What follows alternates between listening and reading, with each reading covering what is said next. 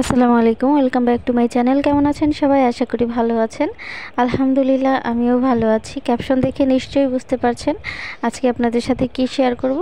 তো প্রথমে আমি কড়াইতে পরিমাণ মতো সরিষার তেল দিয়ে দিয়েছি, তারপর গোটা গোটা 5 ফোড়ন দিয়ে দিয়েছি, তারপরে এখানে 2টা শুকনো মরিচ আমি 2 ফালি করে দিয়ে দিয়েছি, তারপরে একটু 5 ফোড়নের গুঁড়ো দিয়ে দিয়েছি, দিয়ে তারপর একটু ভেজে নিয়ে তারপর হচ্ছে এখানে কদবেলগুলো দিয়ে দিচ্ছি।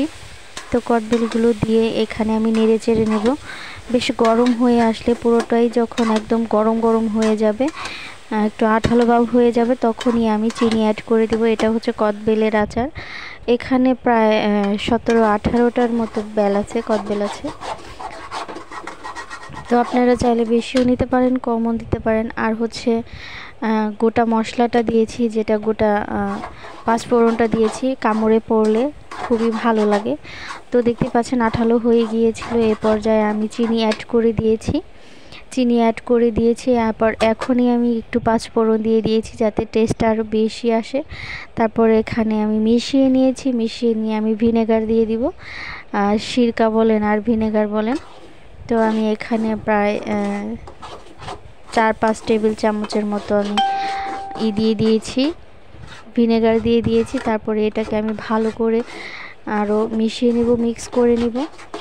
তো দেখতেই পাচ্ছেন চিনি দেওয়ার পরে চিনিটা ছেড়ে একটু পাতলা হয়ে গিয়েছে।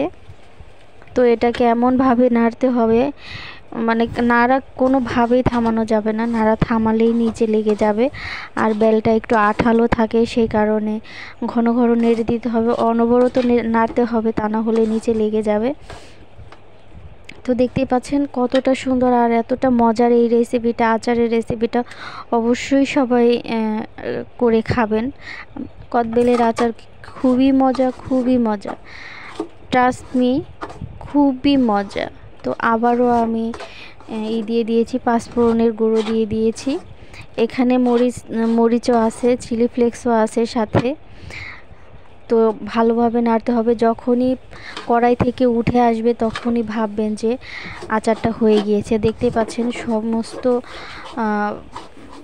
আচারটা উঠে আসতেছে। এই পর্যায়ে আপনারা ভাববেন যে হয়ে গিয়েছে, বেলের আচার হবে, এইটাই হচ্ছে ফার্স্ট বুঝতে পারবেন। যখনই কড়াই থেকে ছেড়ে আসবে, সমস্ত উঠে আসবে, তখনই ভাববেন যে বেলের আচারটা হয়ে গেছে। তো এই তো সার্ভ করে দেখিয়ে দিচ্ছি। তো পরবর্তী ভিডিও দেখার আমন্ত্রণ জানিয়ে আজকের মতো এখানেই বিদায় নিচ্ছি। সবাই ভালো থাকবেন, সুস্থ থাকবেন। আসসালামু আলাইকুম।